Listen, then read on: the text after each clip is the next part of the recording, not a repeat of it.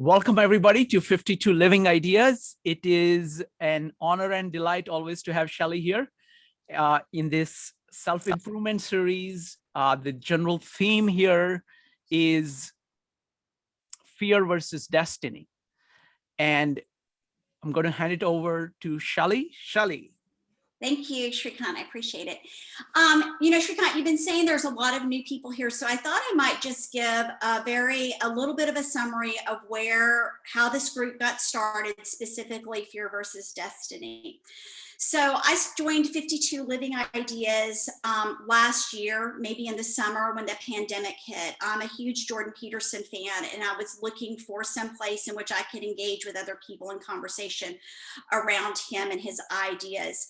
And I stumbled across 52 Living Ideas, and during the course of participating in various meetup groups, Shrikant and some of the members heard a little bit about my story, where I've come from. I'm a single mother. I have 5 children, and over the course of the last decade, I've dug myself out of welfare to just buy a brand new house last year.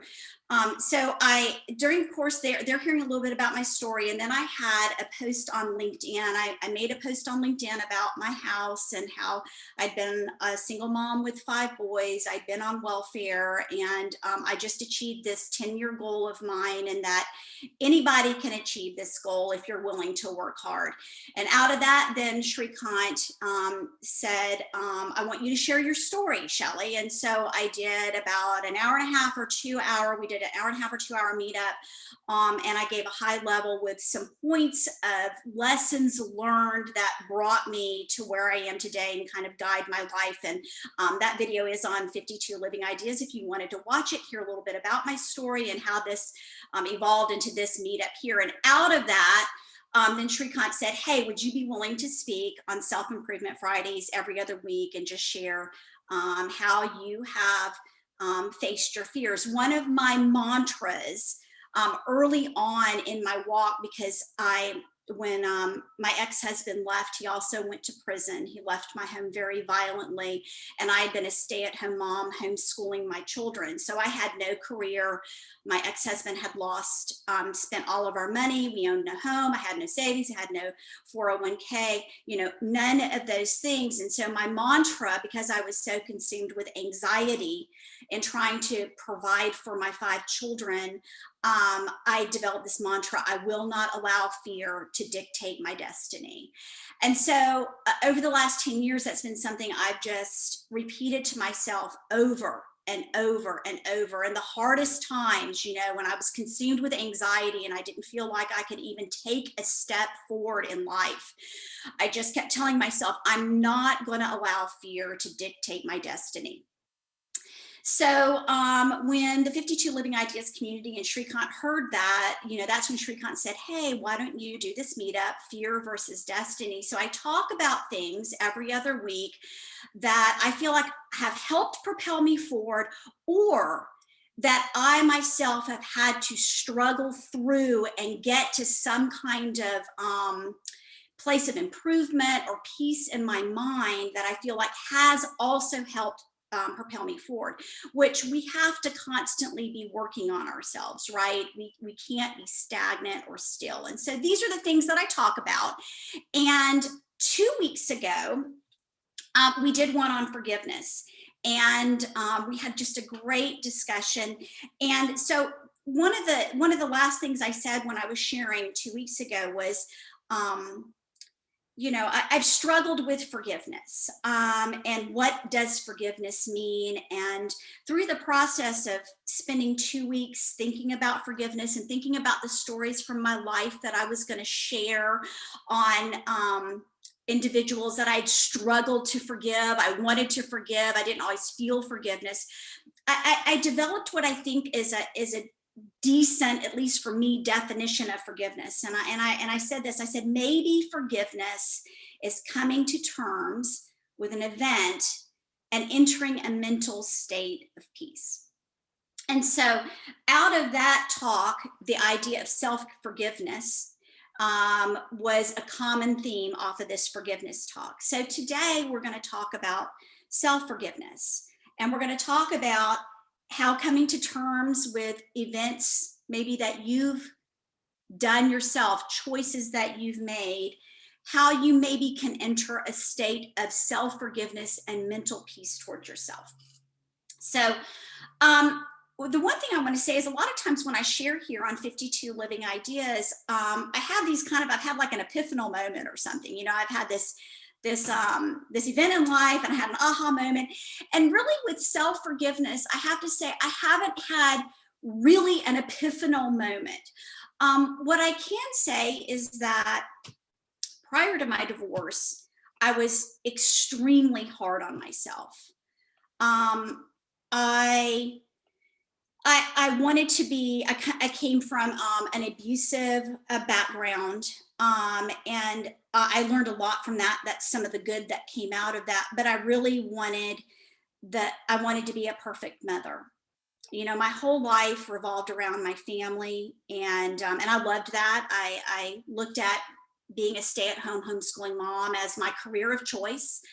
And I just wanted to be perfect. I wanted to be excellent. I wanted to be perfect. And whenever I wasn't, I was really hard on myself. You know, I would perseverate on whatever I did. You know, maybe I yelled at my kids, or, any of a number of things in which I failed at, right? I would think and think and think on them.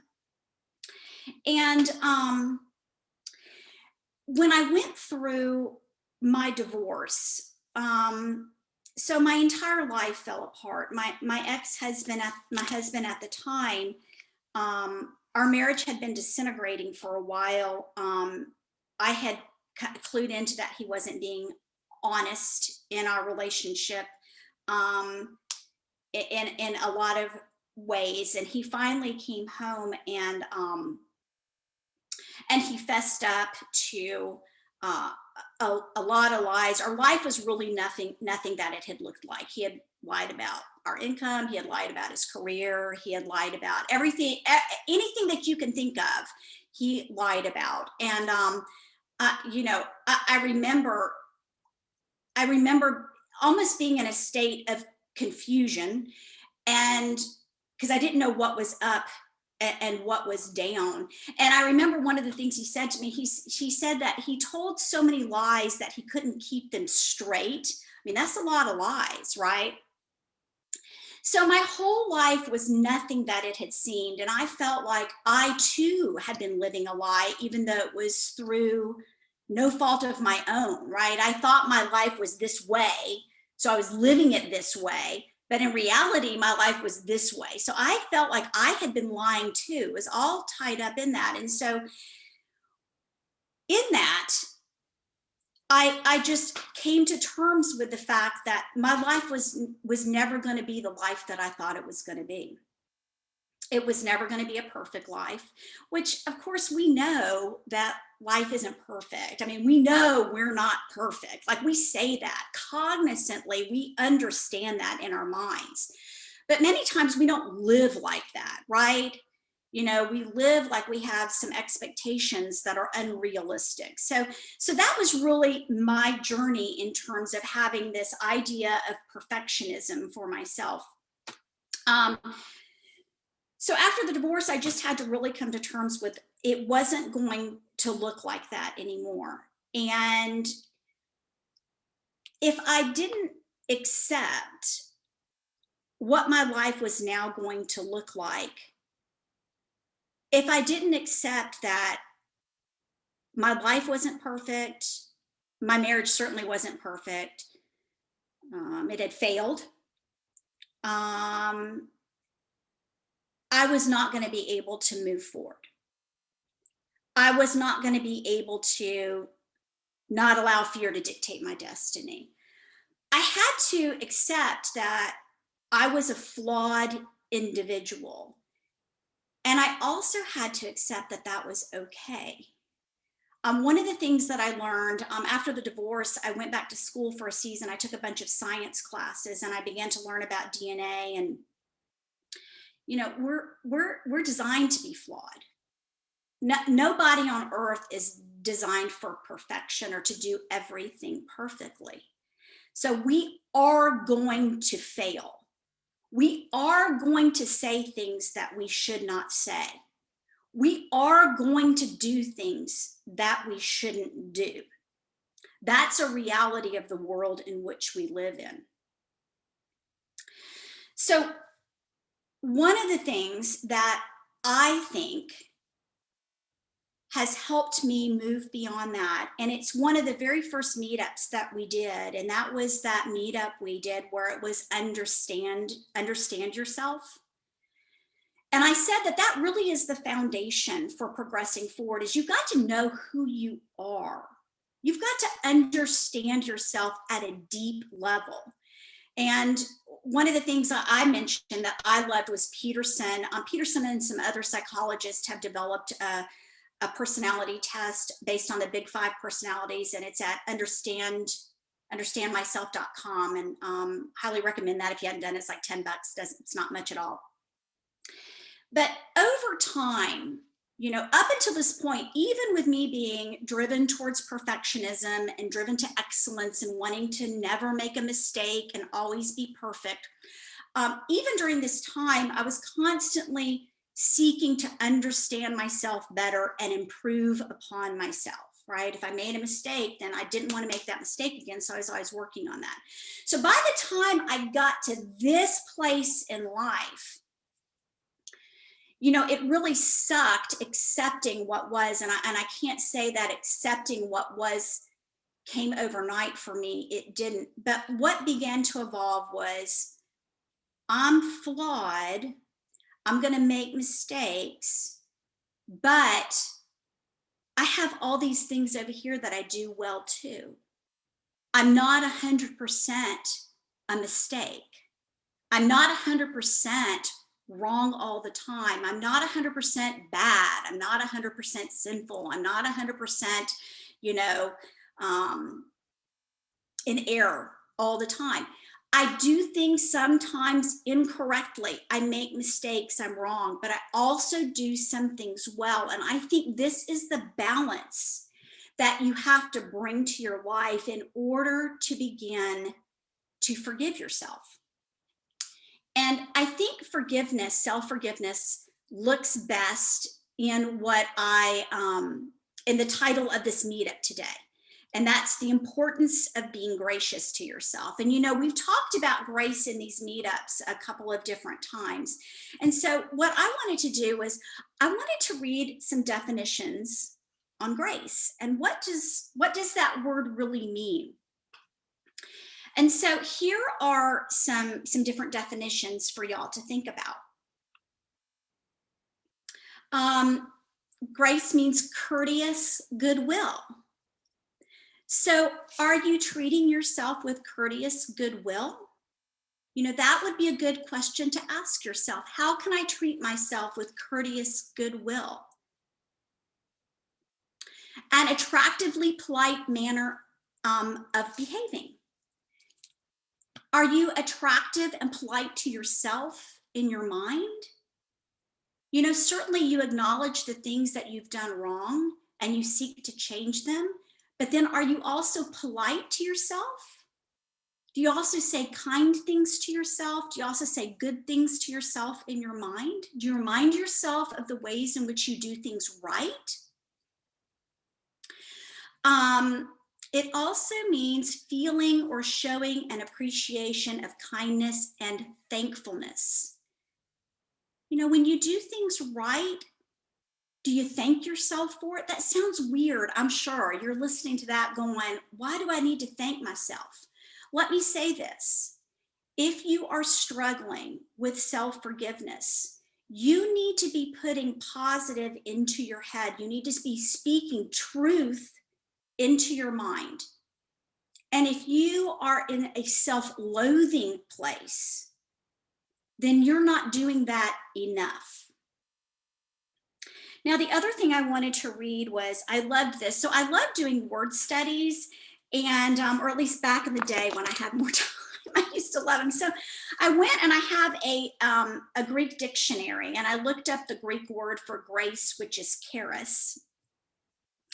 And a couple of things it says here, which I love. And of course, this is as it relates to the word grace in the New Testament Bible. And it says, grace indicates favor on the part of the giver, and thanks on the part of the receiver. So you're extending favor to yourself and gratitude for the favor that you're extending to yourself.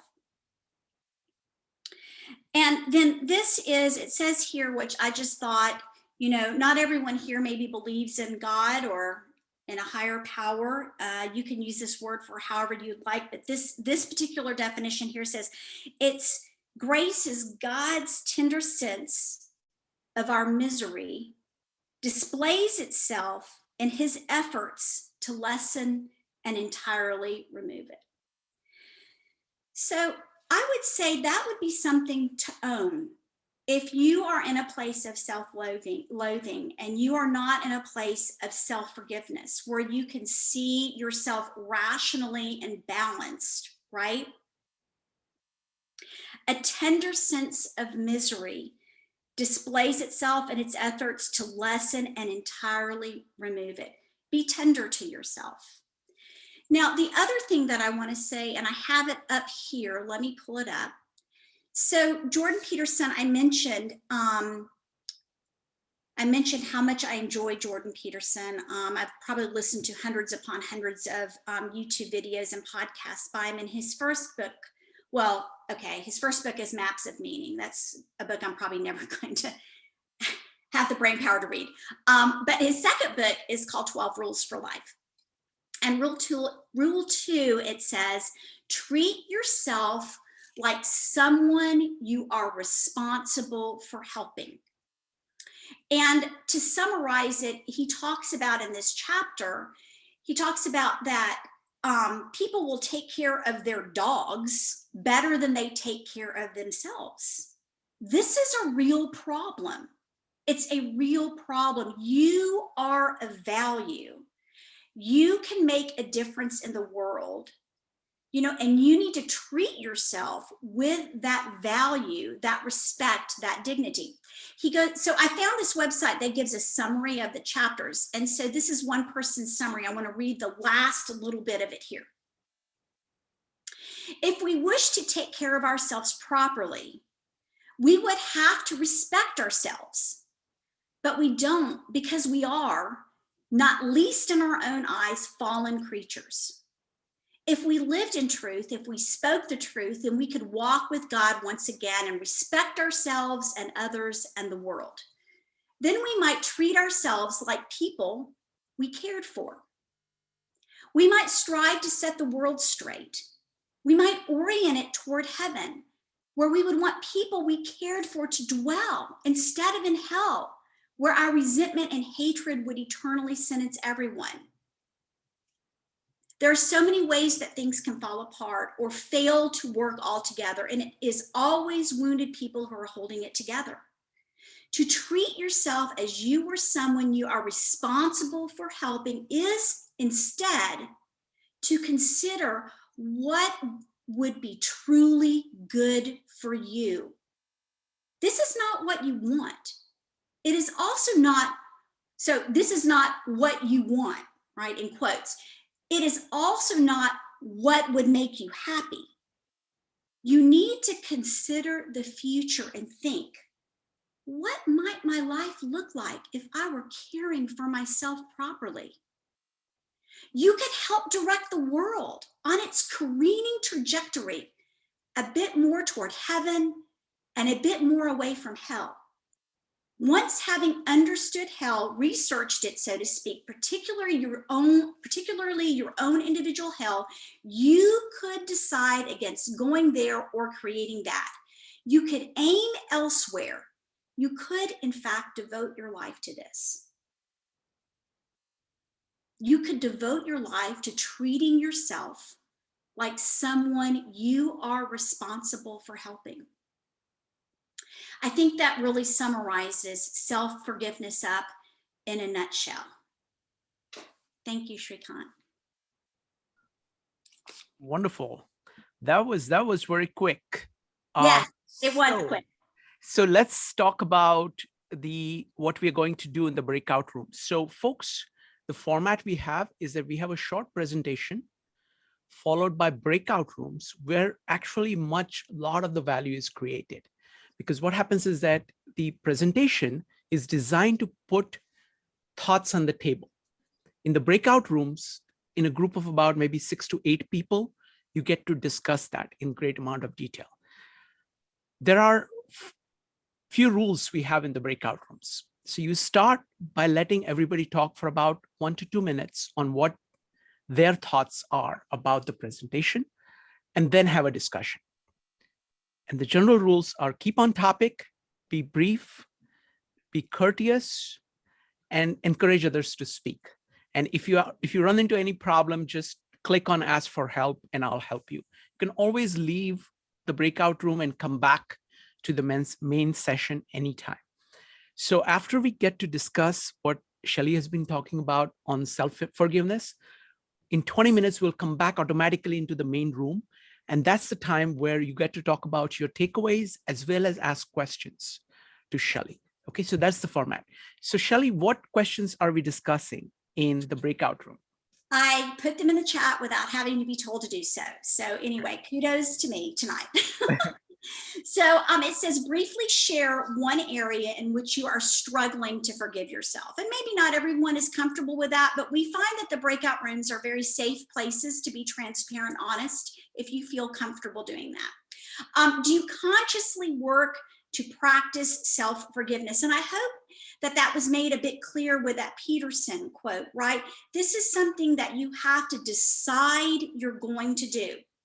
So is this something you decide to work on? If yes, what techniques do you use? If no, have you heard anything tonight that can assist you? And questions. So try to keep your takeaways short. Maybe 1 to 2 minutes, 2 minutes, and then feel free to ask any questions to Shelley. So the rules are very simple. Type exclamation mark in order to speak. Number 2, keep on topic. We're talking about self-forgiveness. Number 3, be brief, because there are a lot of people who have lots of interesting things to say and you want to hear them. And number 4, feel free to speak your mind, disagree with anybody on anything, and do so courteously. All right, so it's going to be JJ, Donna, and Bunny next. JJ, go ahead. JJ, you need to unmute. Yeah, hi. Yeah. So yeah, I just wanted to say that the whole aspect of forgiving yourself, it requires knowing how to relate to yourself, so, and communicate to yourself. And a lot of times that's a skill that, it's not taught to us. Like usually parents don't talk to their kids and say, okay, now I'm going to teach you how to, relate to yourself and talk to yourself.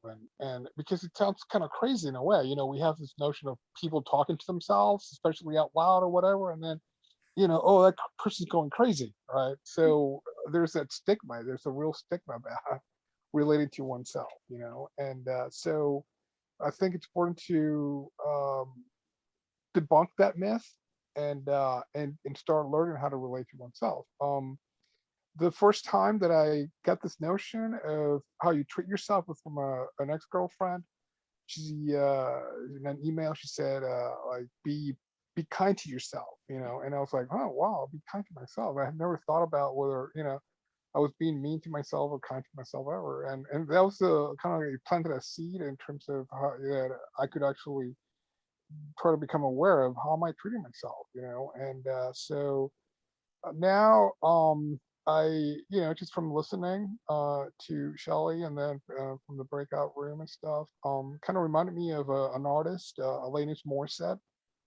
And it just some of her lyrics were coming to mind, and the song Ironic, I was like, oh okay, it seems like she's talking to herself, right? Even in the video, she is relating to herself. She's inside a car and there's two versions of herself communicating to one another. And there is also another song, Thank You. and I'm thinking, well, maybe perhaps she was telling herself thank you. And I think that's important, to tell ourselves thank you. And because we don't really do that. So I'm going to be practicing that, telling myself thank you, throughout the day for doing what I do for myself. So that was my takeaway and what I'd like to share. Thank you. Go ahead, Shelley, you're on mute. Yeah, sorry, I didn't realize that. JJ, that was great. Thank you for sharing that. And so first thing I want to say is that, so I am trying to teach my children about talking to themselves, because I do it all the time, and they love to ridicule me about the fact that I talk out loud to myself. So I'm trying, but they are not learning the lesson. They are fighting it. And then the other thing I wanted to say was, I love what you said about, I had not, until I was preparing for this meetup, I had not thought about saying thank you to myself, right? And I look at it almost as giving yourself atta-girls, or atta-boys, good job. That was a great job, something along those lines. There's nothing wrong with doing that. And we need to, especially if we're not getting that anywhere, right? We're not getting the validation that we need when we do things well. So thanks for sharing, JJ. I love that. Thank you. I just want to add one thing. This is an idea that Jordan Peterson uses a lot, because many times when you think at a distance, when you think of other person, you can say, oh, they, I want to forgive them, or they need to be kind. I want to be kind to them. And you can and you have a much more nuanced picture of what you need to do for other person. And just using that entire context, external context, and then turning it on yourself is a very powerful tool, but Jordan Peterson uses all the time. It's almost like kind of thinking of you as another person and saying, okay, how would I deal with that? So that's fantastic. Okay, next up. Can I make a comment real quick also? I think it just came to my mind that I think it's important to mention, and maybe I neglected that tonight, but the idea of self-worth being tied to being able to forgive yourself, right? So one of the things that Peterson says in that little paragraph, the summary paragraph that I read, is that, you treat yourself like you're someone you're responsible for, because then you get to go out, you get to go out and do great things in the world. You get to do hard things. And these hard and great things that you get to do bring value, right? And you are so worth that, bringing that value to the world, right? If you don't do it, the world might miss out on it, right? What better reason to treat yourself, like you're someone worth caring for? Anyway, I'll shut up now. Thank you, Shrikant. Excellent. Thank you, Shelley. All right. So next up is going to be Donna, Bunny, Deborah, Joe, Kevin, Mark, Matt, Nasir, and Ray. Donna, go ahead.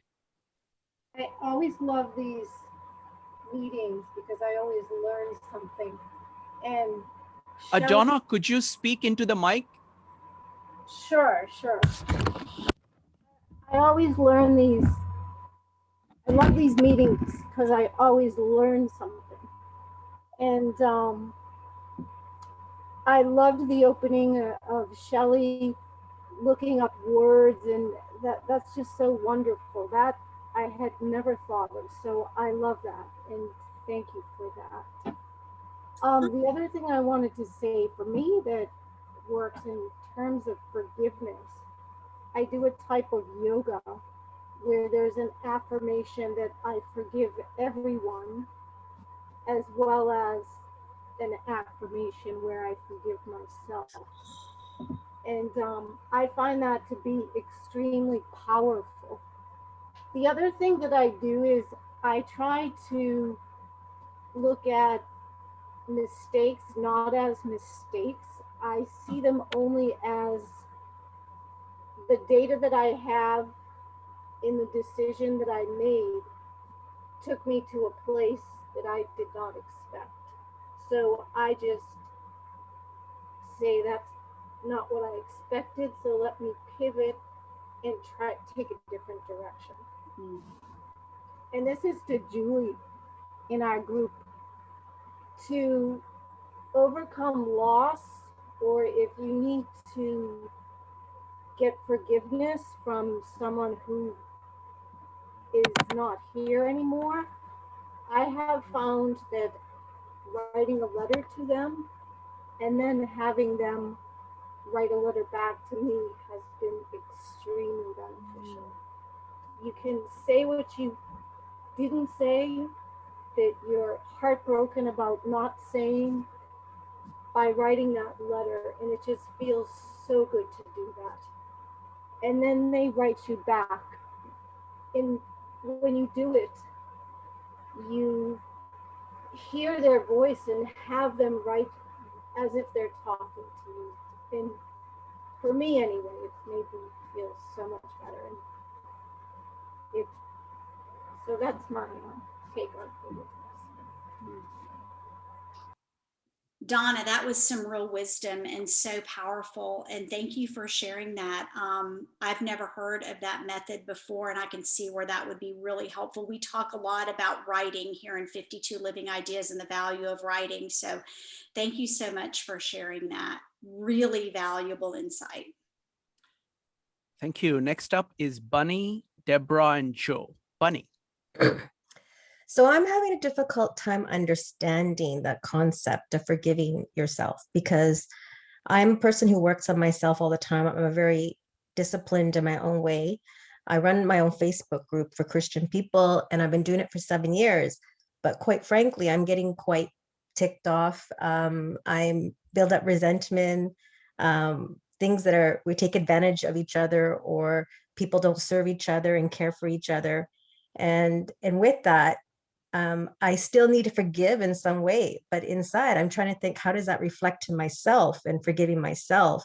Because things, it's sort of like convoluting in my brain about this thing about self-forgiveness, and yet still dealing with everyday world stuff where people are bickering and backstabbing each other and things like that. So then you go back to saying self-forgiveness, and I'm thinking, what was that supposed to even look like with everything else going on right now? It's just, then you don't want to do it anymore and you stop. You want to stop, but you don't have a way of stopping because there's no one else to really understand the concept or ideas of what your values are.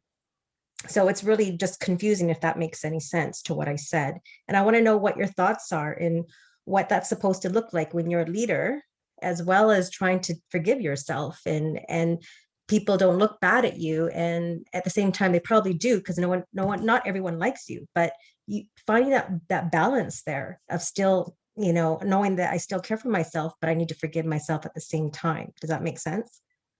Yeah, well, I think that's some of the balance I was talking about when I was first talking, when I first started these meetup groups, and Shrikant, I first started sharing here at 52 Living Ideas, is this idea of balance, right? So understanding that you do things wrong, but you also do things right.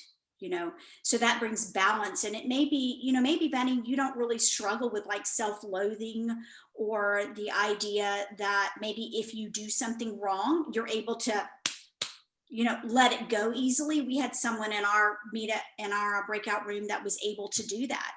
They didn't really dwell on things a lot. That was just their personality. But so that may be you. Now, in terms of forgiveness with other people, it might be helpful if you watch the meetup from 2 weeks ago on forgiveness. You might really enjoy that, and that might tie these two things together, these two ideas together, so maybe you have a better understanding. Wonderful. Next up is Deborah, Joe, and Kevin. Deborah. Okay, yeah. So I think people mentioned this before, but a theme that came up in our group a lot was the idea of feeling like you're letting other people down, and sort of internalizing that, I guess, that sort of self-doubt or questioning, like, could you have done something differently, or could you have done something more? I know I feel like that a lot. And I realized, like, I think I need to extend that same patience for myself that I extend to other people, because like being there emotionally for others is a great thing. Like, I definitely encourage that. But even if people do extend that compassion to you in return, and they might not, because it may not be a reciprocal relationship, but even if they do, I think like this is like what you were saying, Shrikant, too. The idea, I actually had written this right before you said this, so that's funny. The idea of reflecting it back on yourself. So I think I need to sort of like remind myself that I should do that. Like if I can do that to other people, reflect it back on myself. And Shelley, you had said something in the beginning, which I think you just quoted, but the idea of accepting that people make mistakes, that we will make mistakes, and it's a natural thing. So I was thinking, like, why do I take that as a given when it comes to other people, but not for myself? And I think it's a common theme, but just saying, like, okay, other people do that. Like, of course I'm going to do that. So just trying not to be so hard on myself because of that, I guess. Right, right. Tell me, Deborah, I want to make a comment. I've been sick this week, y'all, and so I feel like I'm not totally on my game tonight. So I apologize. You said something at the very beginning. What was it that you said that you in the very beginning you were talking and you said, refresh my memory. Oh, that the idea of letting other people down, that you're maybe not doing enough. Yes. Thank you. Yeah. So you and I are alike in that way because I'm a people pleaser. And I am innately, I'm going to make sure you're okay. Like, I'm going to make sure everything's okay for you. And I love doing that. Like you said, like, I love that.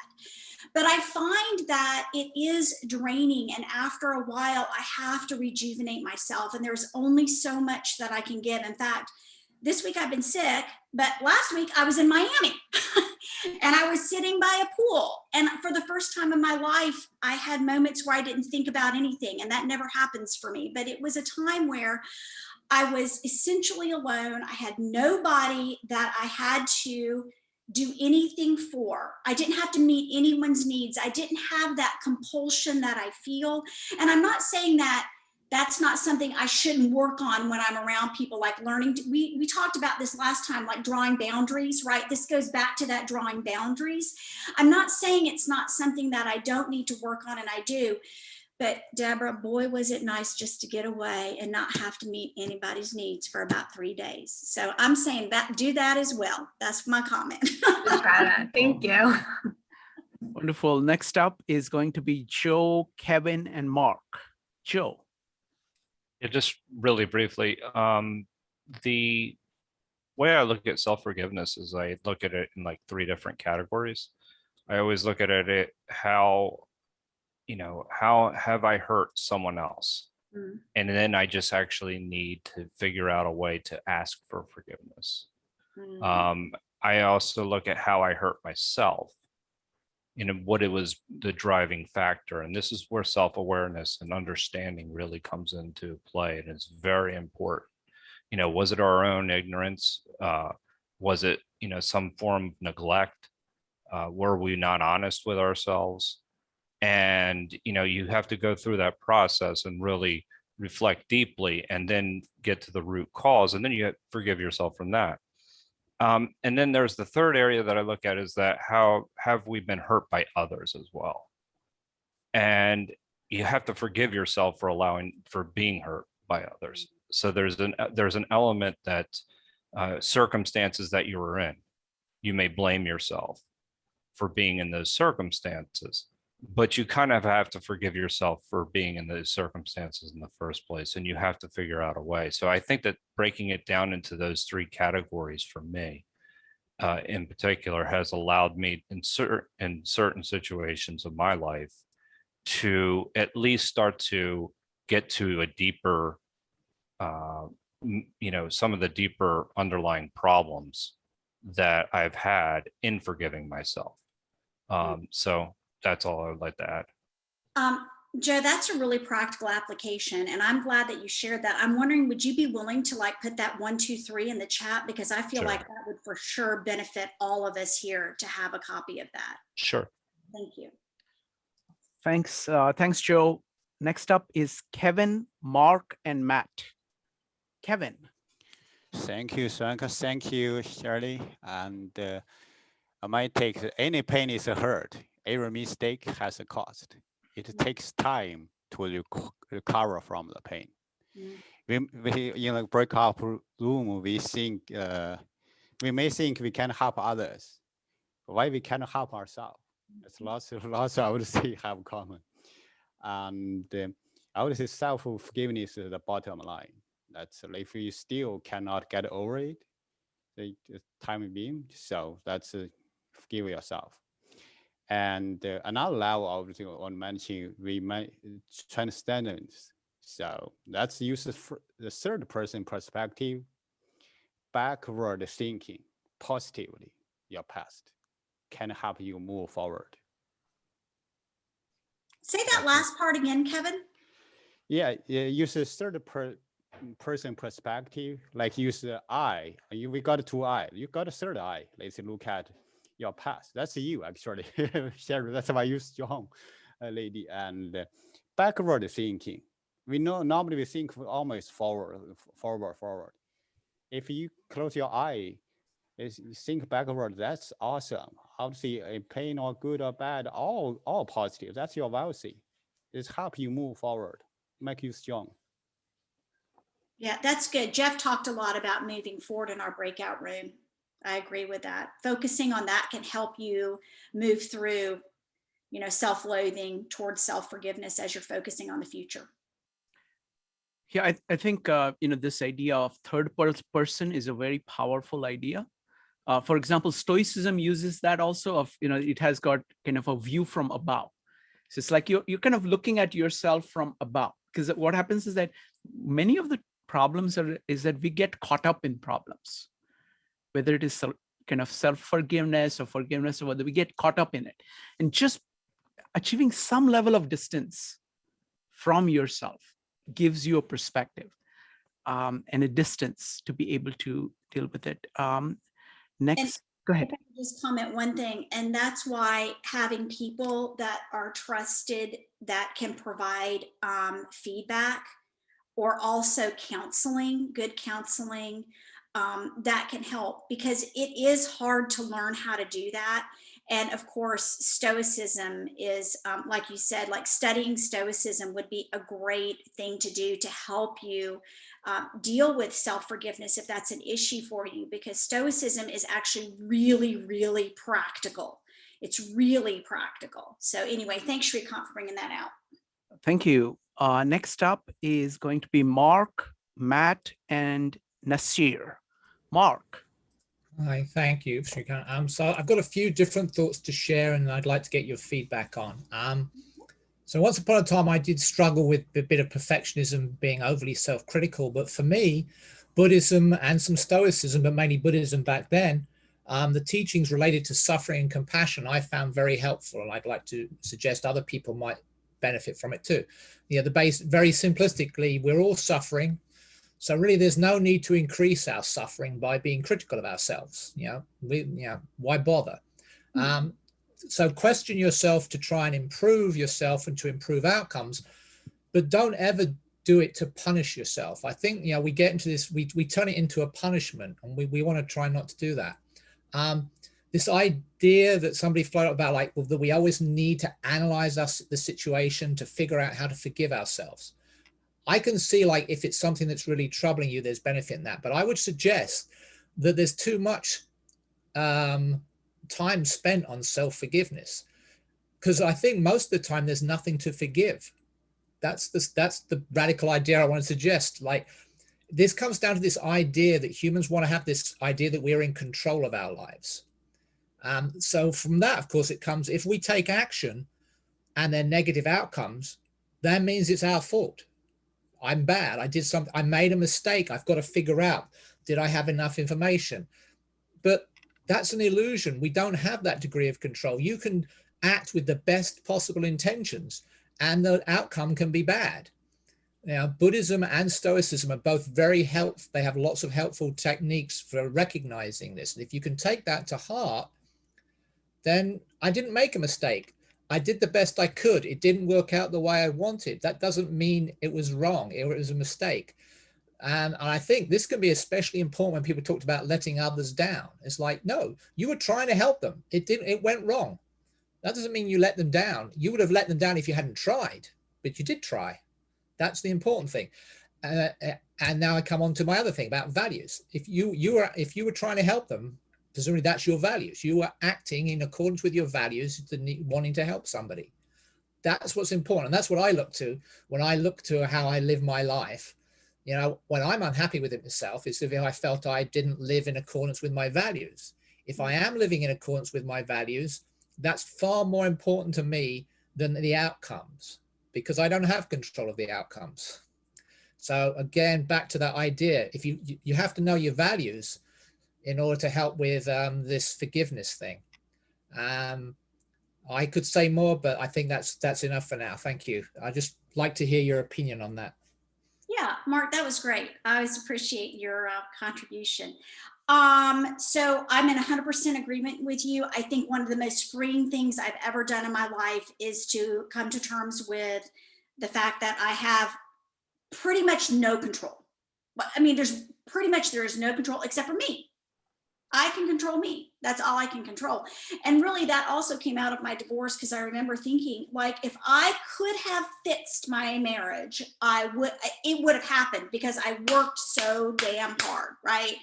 And so it was at that point that I realized that I ain't got no control over anybody. Like, I can't control what nobody does, but I can control me. So I can start making choices about how I live my life, and out of values, like you talked about. In fact, Mark, you've helped me realize that that's a lot of the way that I've made my choices. I don't think I defined it that way, but it is out of what I value most in life. So those are the things that are important to me, and that's what makes my choices. In terms of doing things right and wrong, I think we agree fundamentally on the same thing, but I think our vernacular would be a bit different, because I definitely think that we do things wrong. But I also think that sometimes we've done things wrong. We've just done the best we can. It's like I said when I talked, or maybe I didn't say this to the group, maybe I said this in my breakout room, but my kids, as they've become adults, have come to me and I've done something to really hurt them. I did something really wrong and it hurt them, and I apologize. I'm like, bud, that really sucked that I did that, and I'm really sorry. All I can say is that in my defense, I was doing it out of my best intentions toward you, right? I was doing the very best that I could in that moment, and that's all I knew to do. And there's some value in that, right? Because of what my intentions are. But anyway, the other thing I wanted to ask you real quick, Mark, is do you have a book recommendation on something that is maybe not a super hard read, maybe an introductory read to Buddhism, because you've mentioned this numerous times and I am very unfamiliar, and I would be interested in gaining just an overview or something.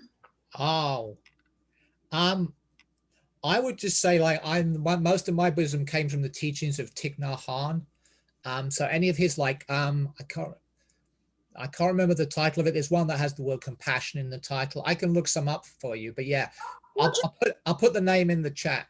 Oh, perfect. Yeah. Perfect. Thank you so much. Yeah. Thanks, Mark. Next up is Matt, Nasir, and Ray. Matt, go ahead. What's up, guys? Hey, Matt. I came in late to the whole thing tonight, but I really like what I'm hearing so far. Kind of putting the pieces together. Branches off the one I think we did a few weeks ago that you also led.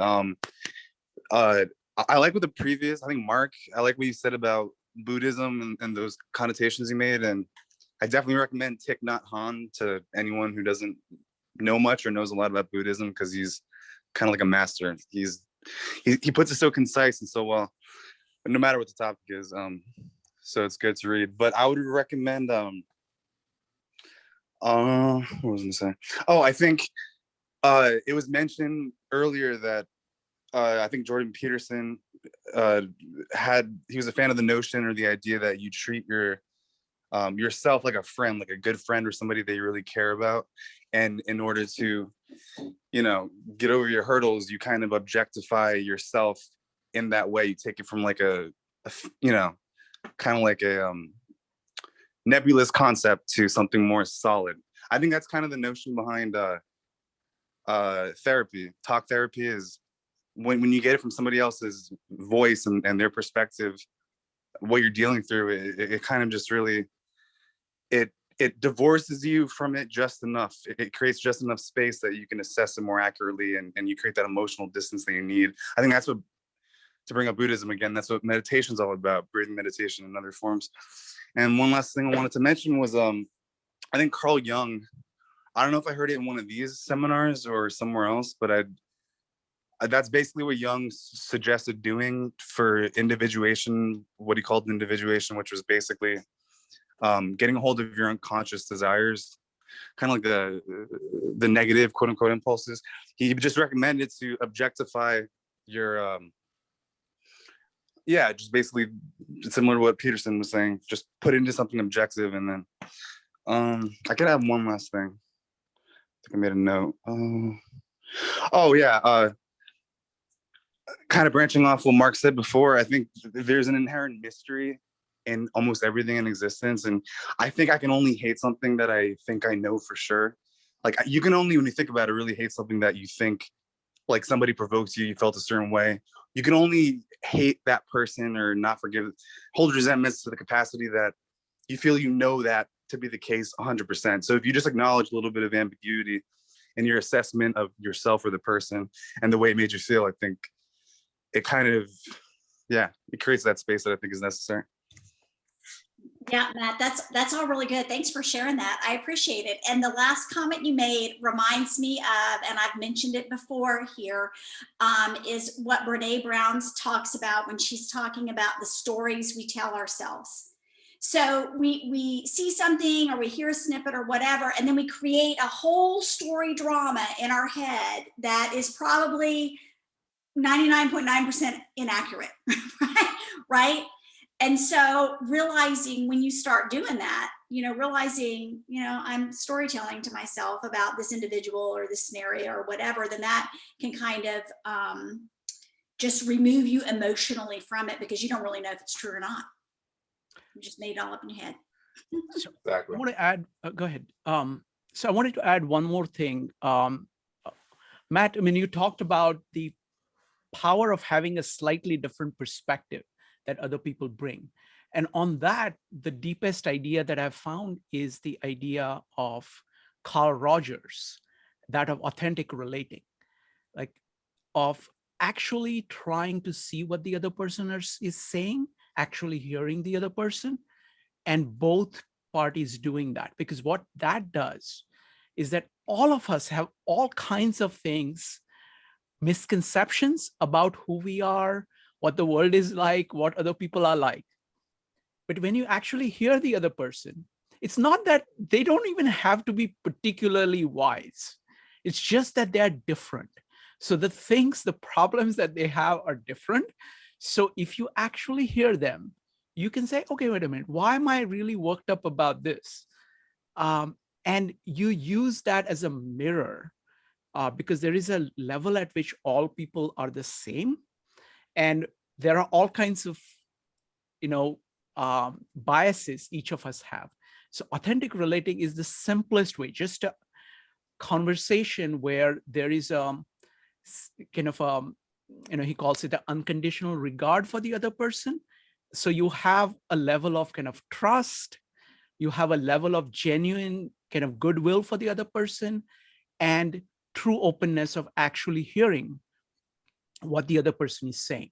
And what Carl Rogers thought was that having a conversation like that, having an interaction like that is very, it's very therapeutic. It is very powerful in correcting things because you yourself notice things about yourself when you are interacting with people like that. Shelley, are you familiar with authentic relating? I'm not familiar with that. I'm actually writing it down, but Peterson talks about that. Maybe. He talks about that we need people.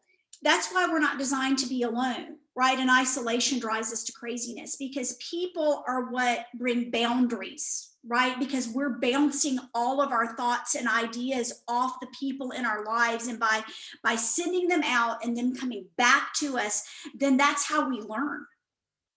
So that's what that reminded me of. Is that something similar to what you're talking about? Yeah, very much. And Peterson also talks about the kind of people around you, because what ends up happening is that it's, we are social beings. So whatever problems that we have, we actually project into the social realm. So we collect people around us that is going to create an echo chamber. So that is also another powerful thing of, of being open to people in general, so that you can learn from not just people around you, because many times kind of these groups form in order to protect all kinds of misconceptions that they have held in common.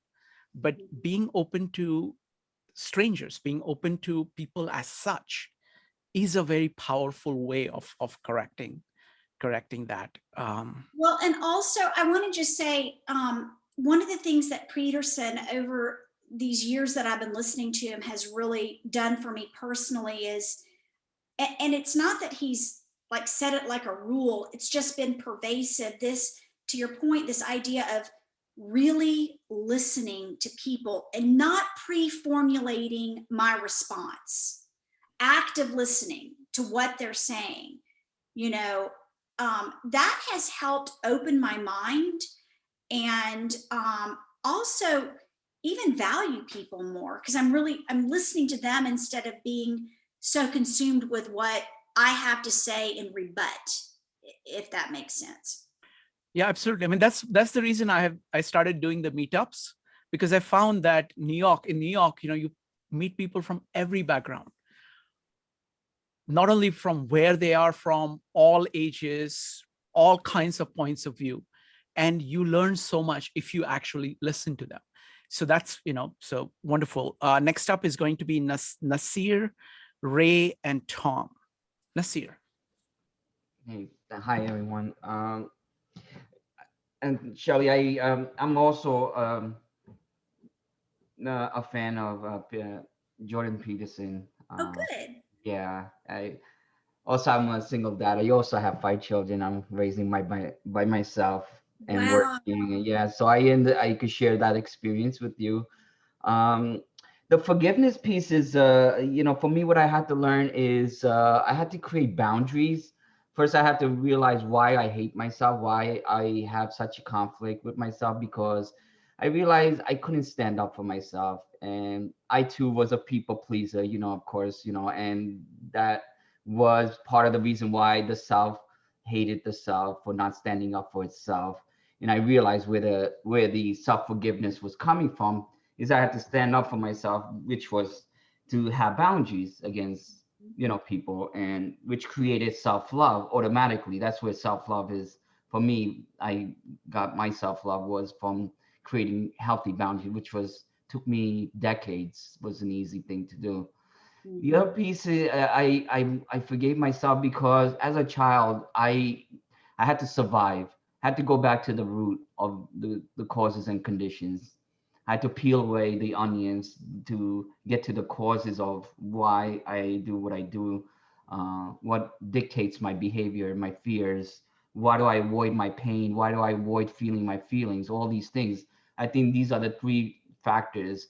And why do I intellectualize? Why can I stop talking? Why am I avoiding, you know, by intellectualizing? The answers I found were in silence.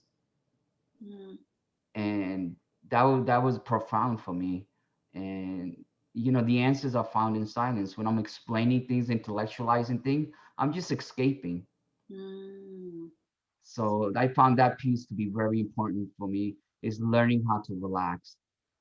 It was very profound for me.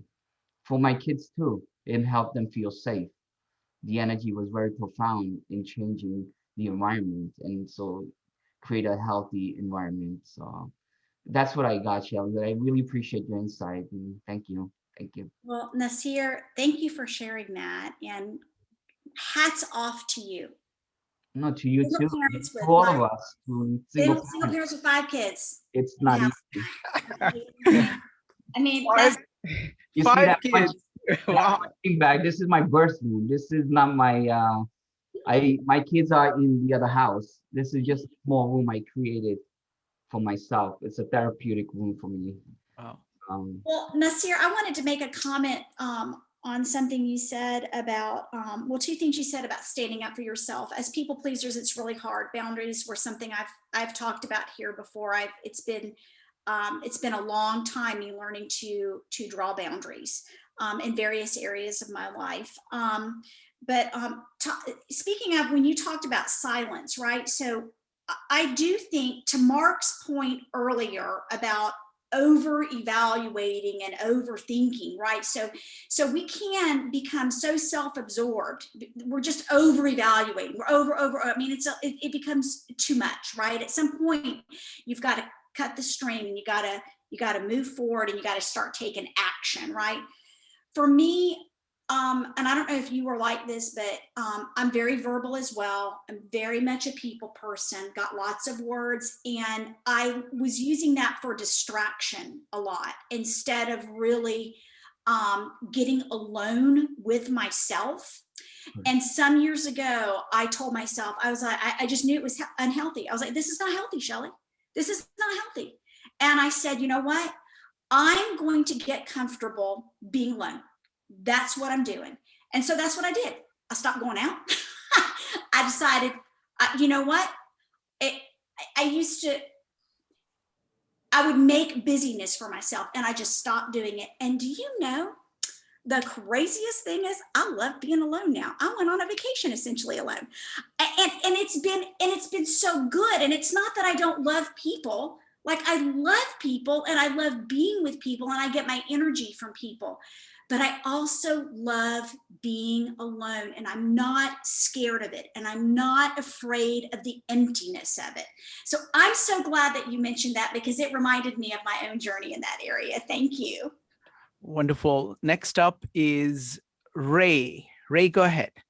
Thank you very much, Shrikant. I just wanted to say I appreciate you bringing up the authentic relating, the openness to all ideas, and respecting people, all people, and the thoughts that they bring. I think it's what makes these meetups so fabulous, and it's a real skill to do that. So thank you. My thoughts relating to the subject is jumping back to what Shelley had mentioned earlier about the self-talk. And what JJ had said. I live in Ottawa, Canada, and JJ was talking about a song by Alanis Morissette. Thank you. And Alanis Morissette is from my home city. So I really feel that the self-talk is an important aspect relating to this subject. Having an appreciation of throughout the day for everything that a person may do. For instance, saying to myself, I made a nutritious breakfast for myself this morning. I did my laundry so I can have clean clothes, and really seeing the appreciation in that. You drive really well, Ray. Thank you for getting me here safely. Small things such as that. And in my opinion, I feel that sometimes people will do the opposite, where they'll say such things such as, how could I have done that? Or how could I be so stupid? Or what's wrong with me? Of course, I'm exaggerating quite a bit here, but I feel that when those sort of thoughts sort of enter the mind, we're not seeing all of the good things that we are doing at the same time.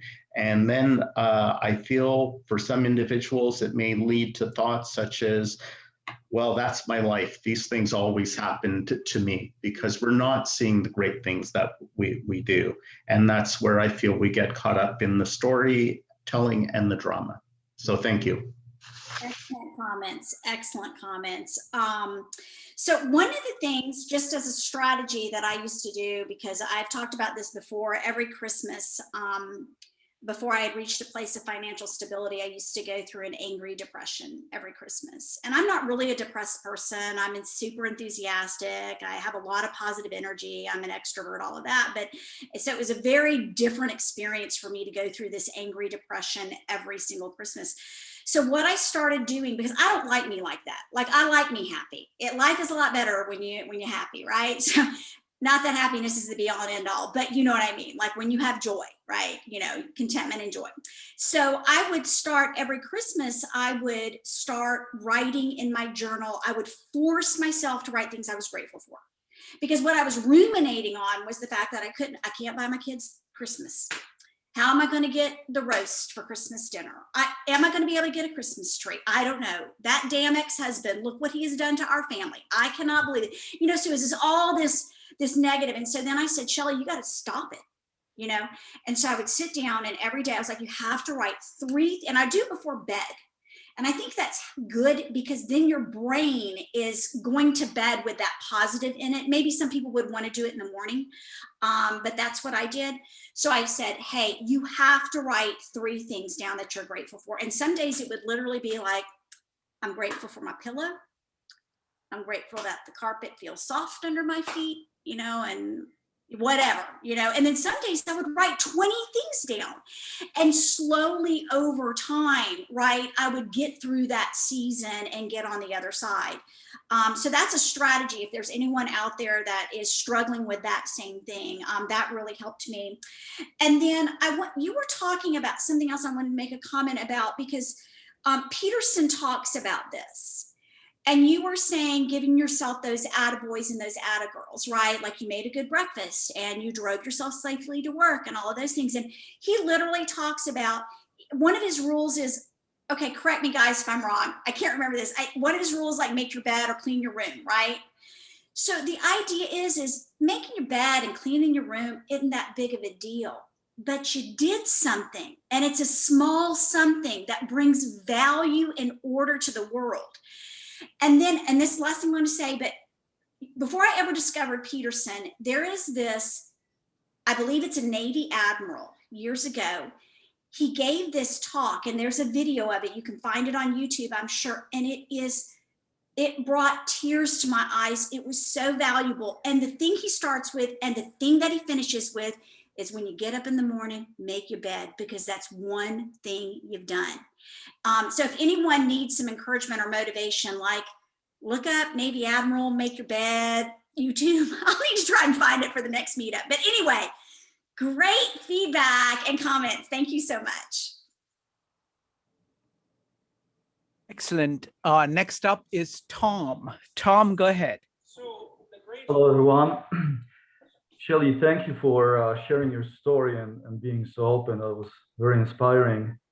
And when I was listening to your story, I realized you just had a pile of challenges in front of you all of a sudden. And I thought, well, if I was in your shoes, you know, no doubt I would feel overwhelmed, to be honest. I wouldn't know how to deal with the situation. But I've heard that basically you ask yourself, well, given all of this, you know, what's next? And I think you basically made a decision, well, to take a charge of your life. One, you acknowledged what the things are, you know, the state of things. Two, I think you weren't blaming. You acknowledged, well, my ex messed up, lots of things, blah, blah, blah, but this is how things are. And I think third, you looked for a solution. You decided to lift yourself from one level to another. So you went to school, and I can only imagine having 5 kids, little money to spare, and going to school, putting yourself through all of this must have taken, you know, a lot of effort and persistent work. And I think you summed it up nicely with the quote saying, "Treat yourself as you're someone responsible for helping." And I thought, well, you know, we often treat ourselves nice. We take ourselves to nice places. You mentioned Florida, pampering yourself a little bit, which is great. But I think that oftentimes we just forget to pamper ourselves on the inside, you know, the invisible side of our life. And I think because maybe we don't have a blueprint, we don't know how to approach it. There are lots of reasons. And after that quote, in my mind, it all transitioned to a couple of observations that, you know, when you were dealing with this and trying to treat yourself and help yourself, is like, so how do we help someone whom we care for? Our good friend, maybe our kids, maybe our relative. And oftentimes we are kind, we're forgiving, we're patient, but when it comes to ourselves, well, that's a different story. We often know about the negative talk we hear on minds, but helping others, we're wonderful. Helping ourselves, well, that's a challenge. And the other part I heard, which I think is often forgotten when I listen to the media, is you take responsibility for your own life, and you decided where you want to be next year, 2, 5 years from now, and you got to work. And to sum it up, two more points come to my mind. Is one, that we have to take care of ourselves as a good friend, as someone we care for, because if we don't take care of ourselves, nobody will do it for us. And if we're not good to ourselves, we're not good to anybody. So the change really starts with us. And the second one is, we should treat ourselves with kindness. And I think that's the more we are kind to ourselves, the more forgiving we are to ourselves. So thank you. Hey, thank you so much. I appreciated all that feedback. And I just have one or two quick comments. That quote is Peterson. So that's one of his rules from 12 Rules for Life. Are you familiar with Peterson and his book? I have not read the book. I've listened to some of his videos on YouTube. Okay. So I know who he is, and I get a basic idea of his teachings. Yeah, you might enjoy his book because what you're saying is very prevalent in that book in terms of also responsibility, which if you've listened to him, that's a big theme throughout anything he says is, taking responsibility. So anyway, I wanted to give credit where credit was due for that quote. Just want to remind you folks, we focus on Jordan Peterson on Thursdays. We've got an incredible group of people who've been studying Jordan Peterson for a long period of time. And the conversation there is fantastic. And Shelley often joins in. And so I would recommend it very heartily. Next up is Linda. Linda, go ahead. Shelley, I want to give you a lot of credit because I only have one son.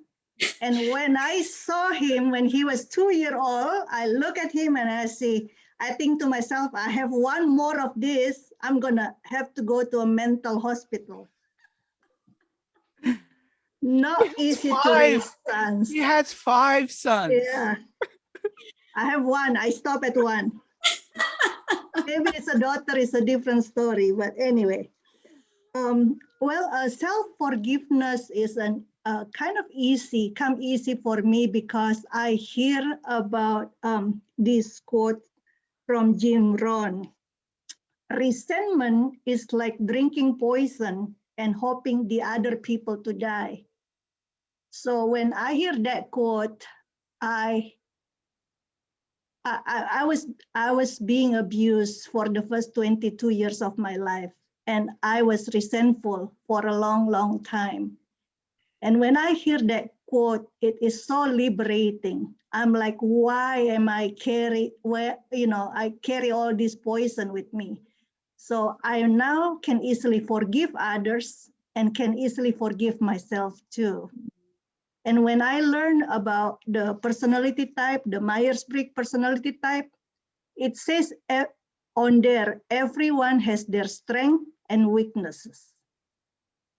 So no one is better than others. So we should be, forgive our weakness because we like to acknowledge our strength, but sometimes we, forget that we have weaknesses too. And that's the same goes for other people. And the other thing that I want to share is Tony Robbins says that people, the happiest people are not the rich people or not the most beautiful people that, find somebody who will love them. They're not necessarily happy. The happy people are the one who keep their mind healthy.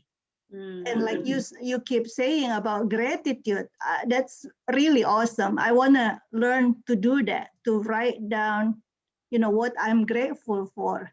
Because, once we are grateful, then we are happy. We cannot complain when we are grateful. And a lot of people watch their diet, like, oh, I want to have slim and healthy body, but they forget about the health of their heart and mind. And I think gratitude is one way to keep our mind happy, satisfied. And when we are all healthy, body and mind, we can be useful to ourselves and others. So yeah, thank you so much. I'm always enjoying this event, these meetings, Rikan. and Shelley. Thank you, Linda. Appreciate that so much. Thank you. So folks, people who have not spoken before will get a chance to speak before others. So if you have something to add, please go ahead and do that. It's going to be Laura, Rogine, JJ, and Mark next. Laura.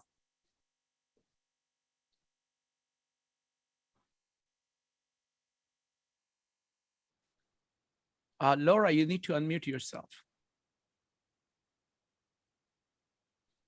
All right, let's go to Rogine. Rogine, go ahead. Okay, very briefly, there's a quote from Lily Tomlin that has helped me a lot, and it's not exactly, but forgiveness is letting go of the wish for a different past. And for me, that has helped a lot. Yeah, well, that's good. Rogine, thank you for sharing that. Can you put that in the chat for others to read? Yeah, I wish I had it exactly right. Maybe I could find it. That's great. Just what you said. True and correct. Thank you, Rogine. Next up is JJ, followed by Mark. JJ. Yeah, hi, thanks. Thanks for everyone here for your comments and insights. I just wanted to share that listening to people here discussing their wisdom on relating to self. I realized that in order to forgive myself, I would have to tell myself sorry. Like, I can't just say I forgive you. I have to start a dialogue with myself and start with, before saying I forgive you, to actually say that I'm sorry, and why I'm sorry. And then another part of the self would say, I forgive you. So there's got to be that dynamic of asking for forgiveness and then giving forgiveness to yourself. So giving and taking that. And so yeah, I think that also, this whole thing of self-acceptance, it's very important, because self-love, mature love, mature self-love, I mean, getting into self-centeredness, I don't think it's necessarily a wise thing, because then that can lead to frustration, obviously. And so, finding that mature, healthy love, and it is a challenge. It is difficult. In Christianity, you're taught to love God and love others.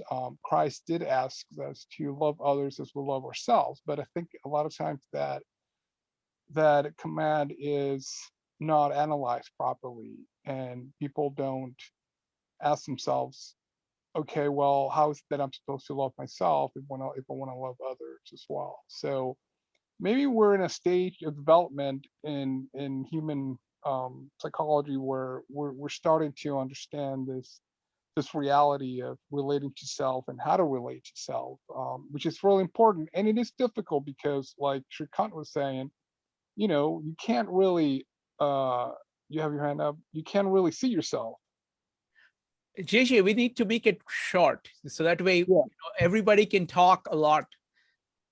Right, I'm sorry. So basically, yeah, so the main thing is tell yourself you're sorry before you tell yourself I forgive you. Thank you. And I'd like to just make a comment. JJ, I've actually thought that very same thing about that scripture in the Bible that, says, love others as you love yourself. And we focus a lot on the others and we don't focus on the self. And I think it really is important, and it's equal. It's not one or the other, right? It's both.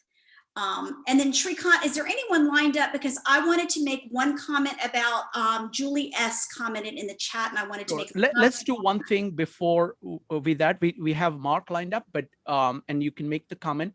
I'm going to run a poll, because what we're trying to do is that we're always trying to improve these meetups.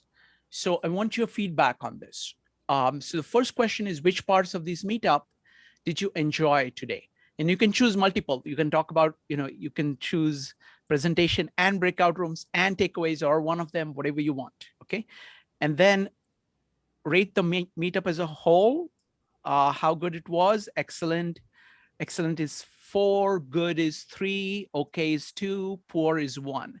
And the same for the breakout rooms and takeaways.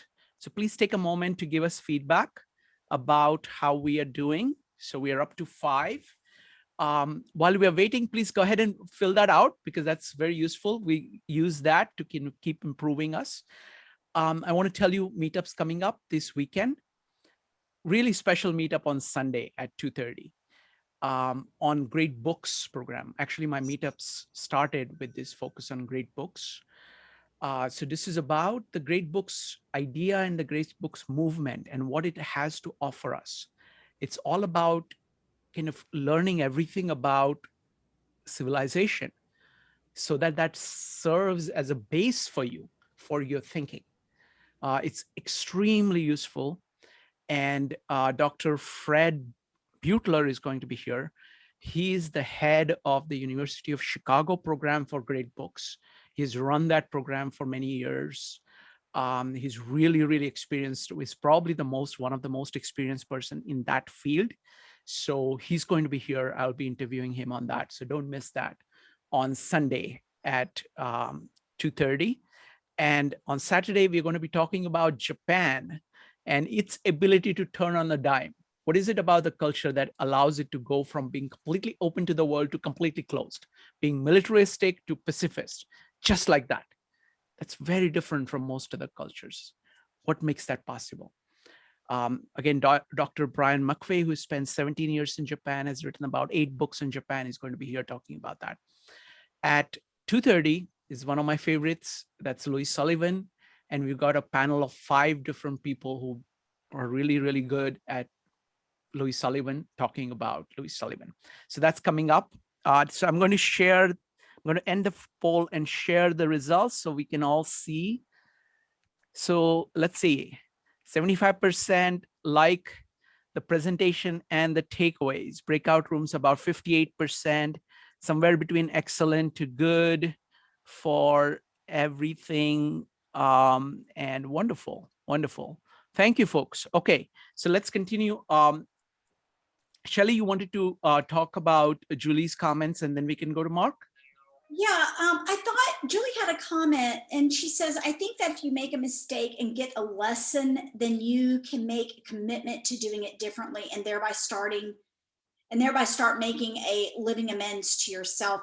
I really like that because that's something we've talked about here before. We talked about that in the meetup on regrets, right? And really reframing how you think.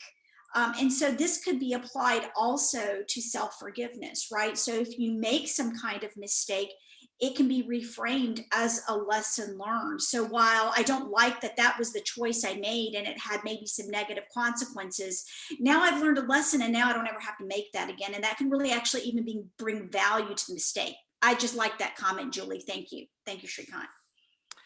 Excellent. Next up is Mark.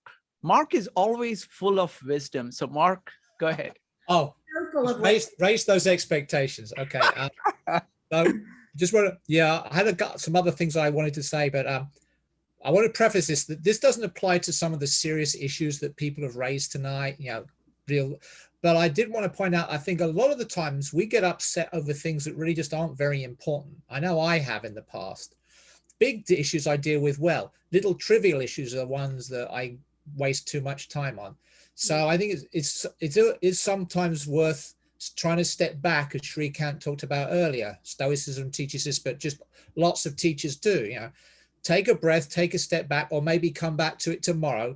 But when you can, couple of the things I've done, I wanted to share is just ask these are not original, obviously. Ask yourself if a year from now you'll even remember that this was important to you. What about a month from now? What about a week from now?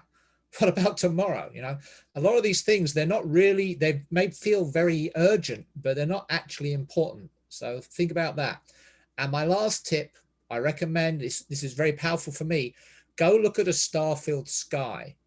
Remind yourself how large and complex the universe is. And you're a small part of it. We're all a small part of it. Don't think you're going to be able to figure out life and the universe. Just do the best you can. So to the answer with somebody in the chat, you know, I think it's very good for humility. Yeah, every so often to just contemplate the universe. And that's it. Thank you for listening. I love that. And I actually agree with you on the nature. That's one of the things I just love getting out in nature because it does the beauty of it. It's so complex. You just get to enjoy it and you don't have to think too much. So great comments. Thank you. All right. So I've found that it's really good to close with a bang. So what we're going to do is that we're going to do a quick lightning round. Okay. So a very simple question. And you can answer in 1 to 4 sentences. That's it. Okay, very briefly. And we've been talking about self-forgiveness. And the way in which this thing came about is that Shelley was talking about forgiveness.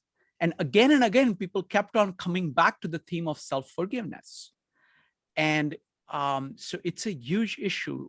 So the question is, what do you think of self-forgiveness? What did you learn about self-forgiveness today?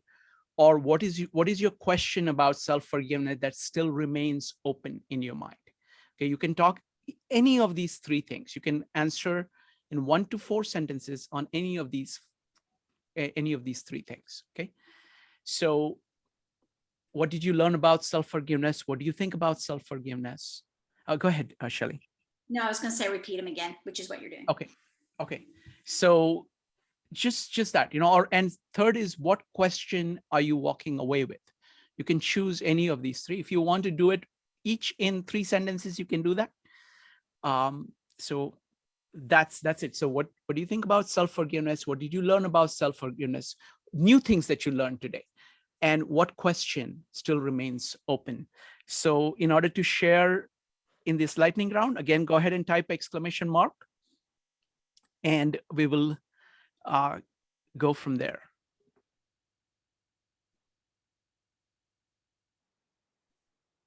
Anybody? Any takers? Don't be shy. It's the first one who is it's the hardest. Joe, really appreciate that. Thank you. I mean, so I think the thing that I've learned walking away from this is about, you know, caring for myself properly and treating myself like a friend. Mm-hmm. So I think those are 2 important things for me to take away from that perspective. So thank you. That's 4 Kevin, sentences.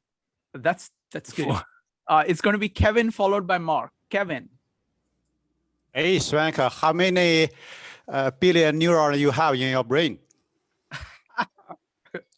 That's I'm going to follow up the Mark question. That's from Let's Look Sky.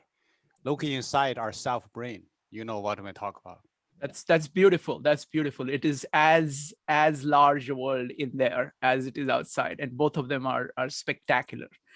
Next up is Mark. This might be provocative to some, but what I'm taking away from this is, I think we may be taking ourselves a little too seriously. What I saw in the chat, there's various humor. I think the power of humor to help us cope with life. And in the chat, people were quoting things, and it was in a humorous vein. I think we can all take great comfort, and yeah, don't take ourselves or life quite so seriously. Might be a recipe for self-forgiveness. Wonderful, wonderful. All right, so let's close up. Shelley, what are we doing 2 weeks from now? We're going to talk about sacrifice and delayed gratification. All right, so that's what is coming up, folks. So it's just wonderful to have, you know, such great thinkers here. I'm just, you know, tremendously honored, tremendously grateful. And thank you very much. And we'll see you very soon. Bye, everybody.